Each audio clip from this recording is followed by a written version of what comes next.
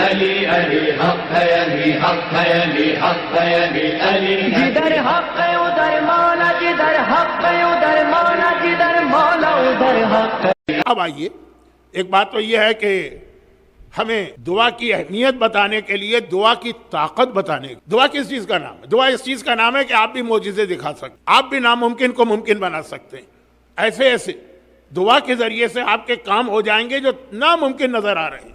بہت طاقت ہے دعا کے اندر۔ نبی اور امام جو معجزے دکھاتے ہیں وہ تو خیر ان کے نبوت اور امامت کی دلیل ہے، لیکن مومن بھی دعا کے ذریعے سے معجزے دکھا سکتا ہے۔ اب دعا کی اہمیت نہیں بتانا ہے، علماء پورا اشرا پڑھتے ہیں، اور خاص طور پر چوتھے امام کی شہادت کی تاریخوں میں۔ اب وہ دعائیں جس کی بہت زیادہ تاکید بھی آئی ہے، اور میری اپنی زندگی میں نے تجربہ بھی کیا، اپنا نہیں، عام مومنین کا۔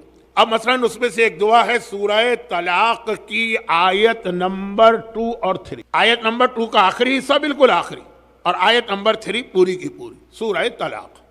خیر الحمدللہ ہمارے لیے پرابلم نہیں ہے، لیکن بعض اوقات ڈر لگتا ہے نا کہ کوئی خطیب کوئی ذاکر کسی بات کی اہمیت کے لیے اس کو ذرا ریپیٹ کرتا، تو کہیں سورہ طلاق کا نام 3 مرتبہ لے لوں تو وہاں میری بیوی کو طلاق ہو جائے۔ لیکن الحمدللہ ہم ان چیزوں سے میں نے جملے بھی سنے، جملے نہیں سنے، فتویٰ دیکھا کہ سورہ طلاق کا نام لیتے ہوئے بھی احتیاط کیا کرو، کہیں ایسا نہ ہو کہ 3 مرتبہ اس سورہ کا نام لیا تو کچھ گڑبڑ ہو جائے۔ سورہ طلاق سورہ نمبر 65 آیت نمبر، اور یہ وہ آیت ہے عموماً مراجع فتویٰ دیتے وقت کلیئر کٹ بات کرتے ہیں، حلال حرام واجب کرنا ہے نہیں کرنا، اس کے لیے کوئی آیت یا حدیث لے کے نہیں آتے ہیں۔ لیکن یہ والی آیت اللہ سیستانی سے جو ایک کتاب آپ کے لیے لکھی گئی ہے، code of practice for Muslims living in the West, اس کے اندر جب ایک نوجوان نے یہ سوال کیا کہ میں یہاں پہ آیا ہوں ویسٹ کے اندر اور میرے پاس کوئی جاب نہیں ہے، تو ایک سپر مارکیٹ کا جاب ملا ہے، اور وہاں پہ مجھے جو کیش کاؤنٹر پر بیٹھتا ہوں تو بعض اوقات شراب کی بوتلیں بھی آتی ہیں، تو اس کا حساب کتاب کرنا ہوتا ہے، یہ جائز ہے کہ نہیں جو میرے جاب کا 5% بھی نہیں؟ تو انہوں نے کہا کہ حرام ہے۔ بہرحال شراب سور کا گوشت، اس میں تو کوئی کمپرومائز نہیں، کہا کہ حرام۔ تو اس نے کہا کہ پھر میرے لیے سروائیو کرنا مشکل ہے، تو انہوں نے کہا یہ والی آیت کوٹ کی فتوے کے اندر کہ یہ آیت پڑھ لو اور اللہ پہ بھروسہ کرو۔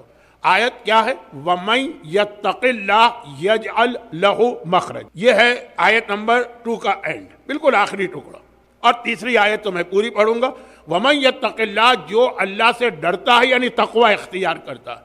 دیکھیں قبولیت دعا کی پہلی شرط یہ بتائی گئی ہے کہ تقوی۔ اب میں کل ایک بات کہہ رہا تھا کہ آج کل نوجوانوں کو شوق ہے بزرگوں کا یا پرانی باتوں کا مذاق اڑانے کا۔ میں جرنل ایک بات کر رہا ہوں، اپنے شیعہ مومنین اور یوتھ کی بات نہیں کر رہے، جرنل ہر پرانی چیز بری لگتی۔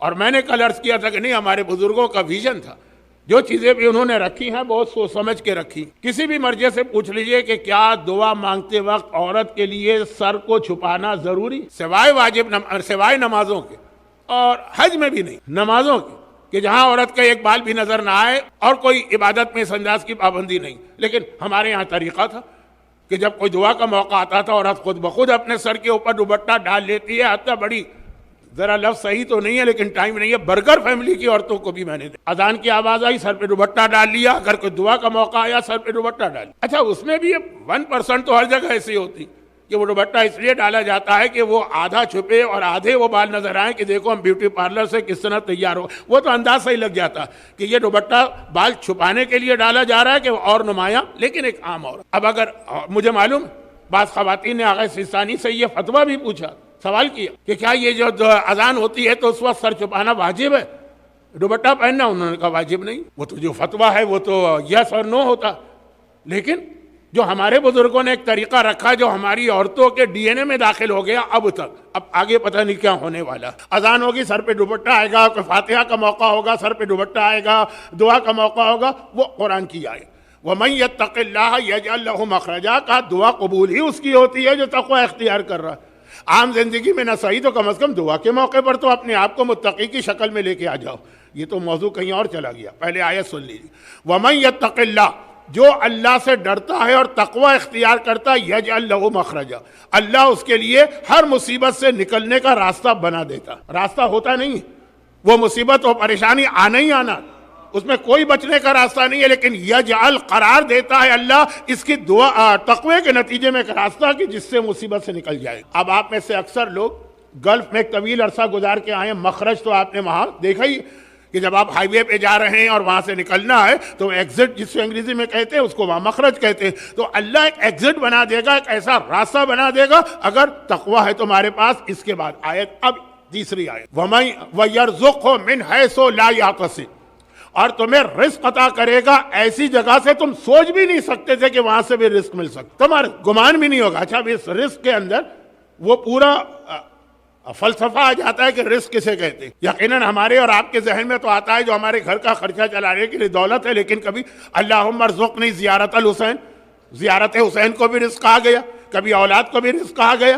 یہاں پر ہے کہ اللہ رزق دیتا ہے, یعنی اللہ تمہاری ہر حاجت کو پورا کرے گا اور ایسے طریقے سے کہ تم سوچ بھی نہیں سکتے ہو کہ یہاں سے بھی میرا مسئلہ حل ہوگا. وہ آدمی حل نہیں کر رہا, وہ اللہ حل کر رہا. یجعل لہ مخرجا. میں کھل کے زیادہ ایک جملہ کہنا نہیں چاہتا ہوں جس علاقے میں بیٹھا ہوں, لیکن بہت سے لوگ کہتے ہیں کہ مولانا ہمیں کسی مسلمان حکمران نے تو وہ سہولتیں نہیں دی. یرزق من حیث لا یحتسب, اللہ ہے, یہ اللہ ہے جو ذریعہ اور سبب بنا دیتا ہے ایسے ایسے لوگوں کو کہ جو کبھی آپ کی طرف توجہ بھی نہیں دیتے. وَمَن يَتَوَكَّلْ عَلَى اللَّهِ, اور قرآن ایک اصول بتا رہا ہے جو اللہ پہ بھروسہ کر لے گا فَهُوَ حَسْبُهُ, اللہ اس کے لیے کافی. پھر اسے کسی کے دروازے پہ جانے اور کسی کے آگے ہاتھ پھیلانے کی ضرورت نہیں. دعا کے لیے کوشش اپنی جگہ ہے, لیکن بھروسہ صرف اللہ. ان اللہ بالغ امرہ, جب اللہ کسی کام کا ارادہ کر لیتا اللہ اس کو پورا کر کے رہتا. ساری کائنات ایک طرف ہو جائے کہ آپ کو رزق نہیں پہنچنے دینا ہے اور اللہ نے کہا کہ میں تو دوں گا. ان اللہ بالغ امرہ وقد جعل اللہ, بہت اہم, یہ آخری آیت مکمل, وقد جعل اللہ لکل شیء قدرا. ہاں مگر اللہ نے ہر چیز کے لیے ایک وقت رکھا. ہو سکتا ہے کہ آپ کوئی دعا 20 سال سے مانگ رہے ہیں اور پوری نہ ہوئی. امام نے 20 سال کا لفظ استعمال کیا, اس لیے میں نے یہ جملہ کہا. راوی نے کہا مولا میں ایک طویل عرصے سے دعا مانگ رہا ہوں, دعا قبول ہی نہیں ہو رہی. پھر آدمی جب زیادہ عرصہ گزر جائے تو ٹھنڈا پڑنے لگتا ہے, وہ جوش نہیں رہتا, وہ دعا میں کنسنٹریشن نہیں رہتا. امام نے کہا تم کیا ہو, موسیٰ اللہ کے معصوم نمائندے ہیں نا, 20 سال دعا مانگی کہ فرعون کے خلاف ان کو کامیابی ملے, تب اللہ نے ان کو کامیابی عطا. دعا مانگی تو خدا نے کہا میں نے تمہاری دعا قبول کر لی اسی وقت. نتیجہ آنے میں کتنا ٹائم لگا, 20 سال. کیونکہ پورا واقعہ نہیں بتانا, لیکن ہر ایک کو پتا ہے جناب شعیب, ان کی بیٹیاں, شعیب کی شرط اتنے سال میرے گھر کام کرنا ہے, تو پہلی بیٹی کی شادی, دوسری بیٹی کی, کا نتیجہ 20 سال بعد. تو دعا میں قد جعل اللہ لکل شیء قدرا, اللہ نے ہر چیز کی ایک وقت رکھا. لیکن مایوس کبھی نہ ہو, دعا پہ دعا مانگو اور ایسے ایسے ناممکن کام. مثلا ملک یمن کا ایک مشہور واقعہ وہ یہ ہے کہ یمن کے بادشاہ کے پاس دنیا کا ایک بڑا قیمتی موتی آئے.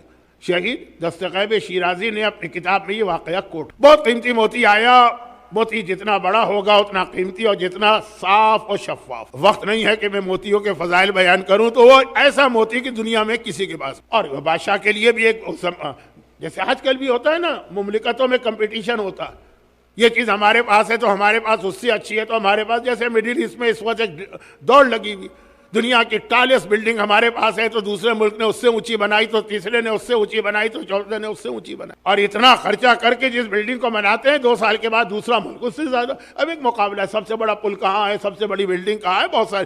یہ ہمیشہ سے رہا. تو بادشاہوں میں بھی مقابلہ ہوتا, روم کا بادشاہ ایران کے بادشاہ کو, اور ایران کا بادشاہ چین کے بادشاہ کو, اور چین کا بادشاہ یمن. یمن بہت اہم ڈائنیسٹی, حضرت سلیمان کی شادی ملکہ بلقیس سے ہوئی, اور بہت بڑی ڈائنیسٹی سے, بہت بڑی بادشاہت تھی ایک زمانے میں. تو مختلف بادشاہوں کے نمائندوں کو بلا بلا کے بطور فخر یہ موتی دکھایا جاتا ہے. یہ گویا اس مملکت کی ناک ہو, اور اس کی حفاظت کے خیال سے یہ چیزیں رکھی جاتی ہے خزانے میں. لیکن خزانے میں بہت ساری اور چیزیں بھی ہوتی تھیں. حفاظت کے خیال سے غلام سے کہا گیا کہ تمہارا صرف ایک کام, اور کوئی کام نہیں, ساری ڈیوٹی ختم, یہ موتی تم لے جا کے اپنے گھر میں رکھو گے. خزانے میں بہت ساری چیزیں ہیں نا, ہو سکتا ہے کہ کوئی چیز الٹ پلٹ میں یہ موتی گر کے ٹوٹ. غلام بھی بڑا خوش. غلاموں کی کیا زندگی ہوتی ہے پہلے زمانے میں, تو کوئی کام نہیں کرنا, ٹھاٹ کرو, عیش کرو, بس یہ موتی تم خاص اس کی حفاظت کے لیے. اب یہ کہ ٹھیک ہے, اور ہر 6 مہینے 8 مہینے کے بعد کوئی نہ کوئی بادشاہ کا نمائندہ آتا ہے. ٹریولنگ اتنی آسان تو نہیں تھی نا پرانے زمانے میں, اور اس کو یہ غلام کو بلایا جاتا ہے, وہ بڑی احتیاط سے موتی لے جاتا ہے, واپس لے آتا ہے. ایک دن اسی طرح واپس لایا, اور چھوٹے بچے کی نگاہ پڑ گئی اس موتی پر. اب بچہ تو بچہ ہوتا ہے, ضد پر آ جائے. ہندی میں ہے نا کہ 3 ضدیں بہت مشہور, ایک بادشاہ کی, ایک عورت کی یعنی بیوی کی, اور ایک بچے کی. تو بالغ, تو اب ایک مرتبہ بچے نے موتی دیکھا, وہ مچل گیا کہ مجھے دو, مجھے دیکھنا. سب اس کو بہلا بہلا کے پھسلا کے تھک گئے, لیکن بچہ ہے, ضد پہ آیا ہوا. آخر گھر والوں نے کہا, غلام کی ماں نے کہا کہ بھائی ایک منٹ کے لیے دے دو نا, ہم سب یہاں کھڑے ہوئے ہیں سامنے. دل تو نہیں چاہ رہا تھا لیکن پریشر پڑا عورتوں کا, تو اس نے ایک مرتبہ موتی بچے کے ہاتھ میں دیا, بچے نے لیا اور بس جو نہ ہونے والا واقعہ ہو گیا کہ ایک دم اس کے ہاتھ سے پھسل کے زمین پہ گرا اور 2 ٹکڑے ہو. اب یہ 2 ٹکڑے نہیں ہوا, یہ غلام گیا, مر گیا, بے موت مر گیا. اب اسے یہ پتا ہے نا کہ یہ اتنا قیمتی موتی تھا, یہ ٹوٹ گیا, جو بادشاہ کے لیے ایک پرائیڈ اور فخر تھا. جب کوئی نیا مہمان آئے گا اور یہ موتی منگوایا جائے گا اور میں نہیں لا سکوں گا یا ٹوٹا ہوا موتی, تو گیا میں, خالی میں ہی نہیں, پرانے زمانے کے بادشاہ. زن بچہ کولو پہلوایا جاتا تھا, تمہاری ساری فیملی, تمہاری ساری اولاد, تمہارے گھر کی ساری عورتیں. یہ اردو کا ایک محاورہ ہے نا کہ زن بچہ کولو پہلوا, جیسے پوری فیملی کا خاتمہ. لیکن اب کیا کریں, بہت پریشان. بہت ہی قریبی ایک دوست نے دیکھا کہ چند دنوں سے بہت پریشان. ایک مرتبہ اس سے کہا کہ میں جب دیکھ رہا ہوں کہ اب تم کسی کام میں تمہارا دل ہی نہیں لگ رہا, کسی ایکٹیویٹی میں تم حصہ ہی نہیں لے رہے ہو, کچھ بتانا بھی نہیں چاہتا ہے کہ ابھی تو کسی کو نہیں معلوم, ایسا نہ ہو کہ میں نے بتایا خبر پھیل گئی تو جو 6 مہینے بعد موت آنے والی ہے وہ آج آ جائے. لیکن بہت قریبی دوست تھا, محبت کرتا تھا, بہت پریشر ڈالا تو کہا کہ یہ ہو. اس دوست نے کہا گھبراؤ نہیں, معصوم کی حدیث نقل کی کہ یہ آیت پڑھو, بڑی سے بڑی پریشانی سے خدا کہتا ہے یجعل لہ مخرجا, ہم تمہارے لیے ایک اسپیشل راستہ بنائیں گے پریشانی سے بچنے کا. یہ آیت پڑھو. امام نے کہا روزانہ فجر کی نماز کے بعد, ایک روایت میں 3 مرتبہ, ایک میں 7 مرتبہ. جب کوئی بہت مشکل پیش آئے وہ ہنس دیا. کہا کہ اور کوئی چیز ہوتی تو سمجھ میں آتا, مثلا بیمار تھا, آیت پڑھتا صحت مل جاتی, جاب نہیں تھا, آیت پڑھتا جاب مل جاتا, اولاد نہیں تھی, آیت پڑھتا اولاد. ٹوٹا ہوا موتی آیت کی وجہ سے کیسے جڑ جائے گا؟ یہ آیت ہے نا, کوئی گلو تو ہے نہیں, اور گلو بھی ہو تو موتی تو ایک بار گیا تو گیا. کہا لیکن کوئی نقصان ہے آیت کو پڑھنے میں؟ کہا نقصان تو نہیں ہے. تو کہا کچھ اور نہیں ہے, اور تو کوئی راستہ نہیں ہے تمہارے پاس, شروع کر دو. ابھی 1-2 مہینے گزرے تھے کہ بادشاہ کا میسج آ گیا کہ آپ میرے محل میں آؤ, موتی کے مسئلے پر بات کرنا ہے. اب تو جان ہی نہیں, موتی کے مسئلے پہ بات کرنا ہے. پہلے تھا محل میں آؤ تو ہو سکتا ہے کوئی اور مسئلہ ڈسکس ہو, لیکن بتا بھی دیا ایجنڈے پہ. یہ دل میں کہا خدا بندہ, میں نے آیت شروع کی تھی, ابھی 1 مہینہ بھی نہیں ہوا, اور وہ موت جو عموماً 6 مہینے بعد آتی وہ 1 مہینے کے بعد ہی آنے لگی. لیکن کیا کرے, حکم حاکم مرگ مفاجات. کبھی بہت ثقیل اردو بول جاتا ہوں. بادشاہ کا حکم آ گیا تو کیا کرے, بہت ہی ڈرتے ڈرتے گیا. بادشاہ نے کہا وہ موتی تمہارے پاس ہے نا؟ کہا ہے. کہ ایک کام کرو, وہ موتی کو توڑ کے 2 ٹکڑے کر دو. ہاں, یہ کیا کہا بادشاہ نے؟ کانوں پہ یقین نہیں آیا. بادشاہ کہہ رہا ہے وہ موتی توڑ کے 2 ٹکڑے کر دو. تو آلریڈی اس کے 2 ٹکڑے ہو چکے تھے, لیکن بادشاہ یہ کہہ رہا. گھبرا کے پوچھا کہ ذرا سا کچھ پرانی داستانوں کا رنگ آ رہا ہے جہاں پناہ, آخر میں نے جو سنا صحیح سنا؟ کہا ہاں. کیا کروں, میری 2 بیویاں ہیں نا, اور اب یہ کہ دونوں میں جھگڑا ہو گیا, دونوں کہتی ہیں موتی ہمیں چاہیے. اب میں کس کی بات مانوں کس کی بات نہ مانوں؟ بیویاں وہ ہیں جن کے آگے بڑے بڑے بادشاہ ہار جاتے ہیں. اب میں کیا کروں, سمجھ میں نہیں آتا. ایک ہی طریقہ ہے کہ اس کے 2 ٹکڑے کر کے ایک بیوی کو دے دو, دوسرا ٹکڑا دوسرے بیوی کو, اس طرح میرا مسئلہ حل ہوگا.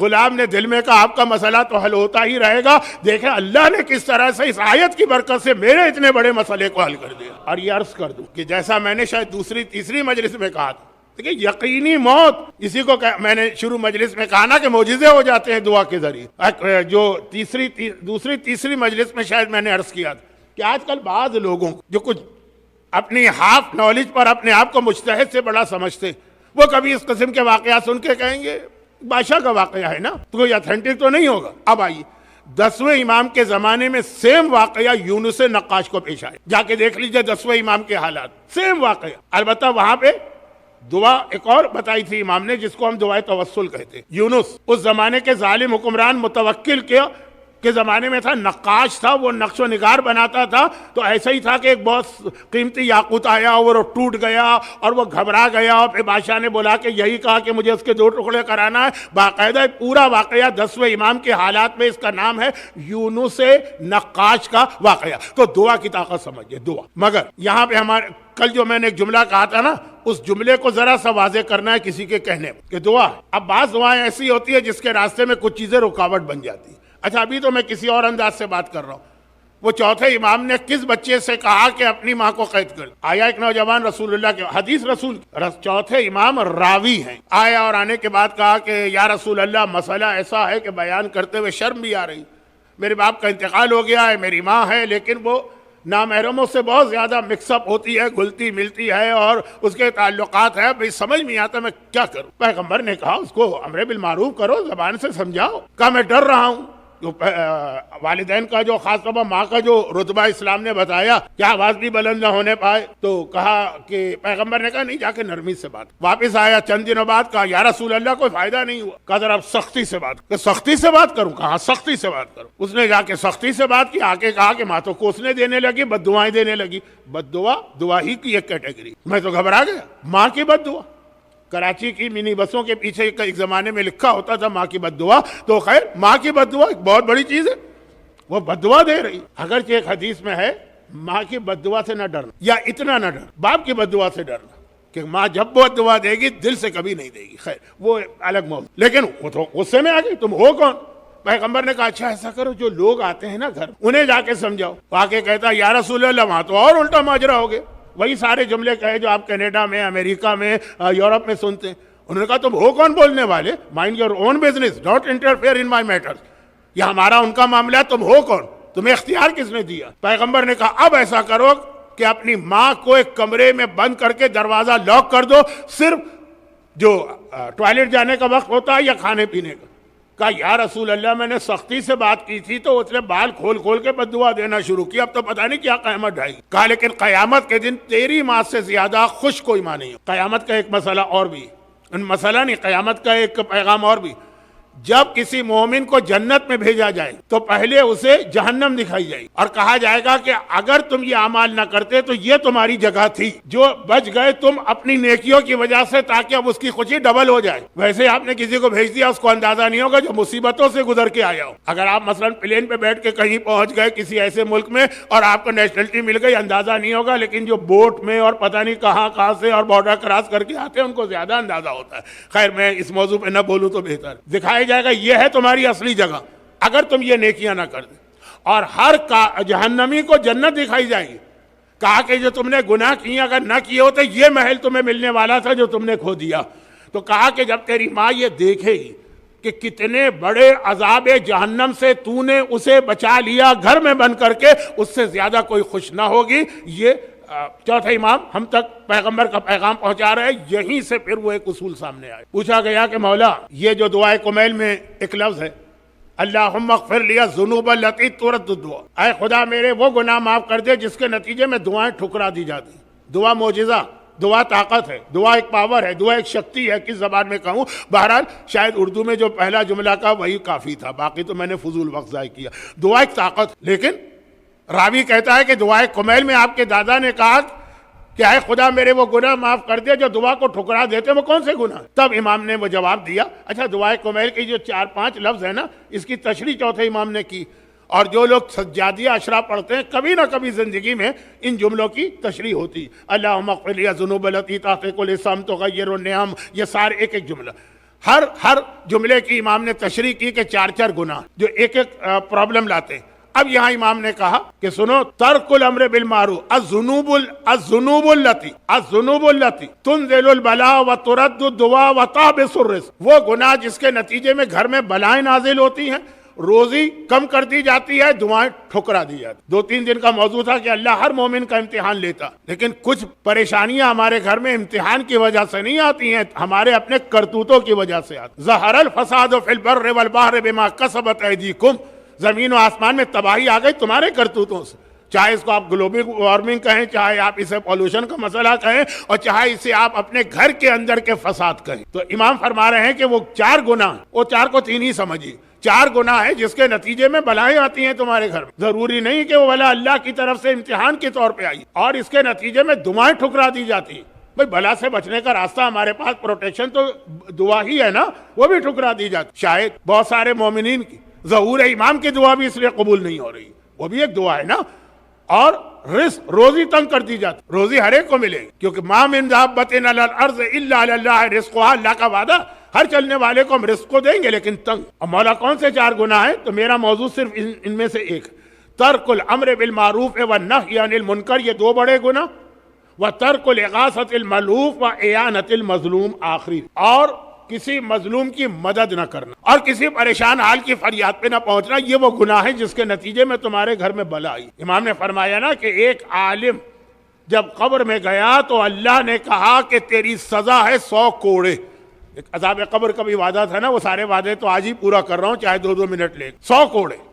عالم پوری زندگی دین کی خدمت کی، خدا بندہ کس لیے؟ کا 2 گناہ۔ اور پہلا گناہ یہ تھا کہ ایک دن تو نے بغیر وضو کے نماز پڑھا۔ اب وضو ہوتا ہے، کبھی وضو ٹوٹ جاتا ہے تو شرمندگی، خجالت، ایمبیرسمنٹ بتاتے نہیں ہے، نماز پڑھا۔ اور دوسرا یہ کہ تیرے سامنے ایک آدمی پہ ظلم ہو رہا تھا اور تو اس کو اگنور کر کے آگے بڑھ گیا۔ خدا بندہ یہ 100 کوڑے تو برداشت نہیں کروں گا، اچھا چلو شفاعت ہو گئی، جو کچھ ہوا رحمت ہوئی، 99، یہ بھی نہیں، 90، 80، 70، 50، 40، 10، 8، 3، 2، 1 کا 1 کوڑا یہ تو پڑھ کے رہے۔ شفاعت کے ذریعے 100 سے کم کر کے 1 کوڑا کر دیا گیا، لیکن یہ پڑھے گا۔ اور امام نے کہا وہ 1 کوڑا ایسا پڑھا کہ اس دن سے لے کے آج تک اور آج سے قیامت تک اس کی ساری قبر آگ سے بھری۔ مظلوم کی مدد۔ یہاں پہ پھر ایک پیغام دے دوں جو کل میں نے دیا تھا، مومن کے بارے میں حسن ظن رکھے لیکن آخری زمانے میں محتاط رہی، کہیں حسن ظن سے وہ آپ فائدہ نہ اٹھا جائے، ناجائز فائدہ۔ مدد کرے مظلوم کی، لیکن اس میں بھی کہا کہ کہیں وہ تمہارے اس جذبے کو ایکسپلائٹ نہ کرے، اتنی سینس تم میں ہونی چاہیے۔ لیکن ایک اسلام کی بہت اہم عبادت،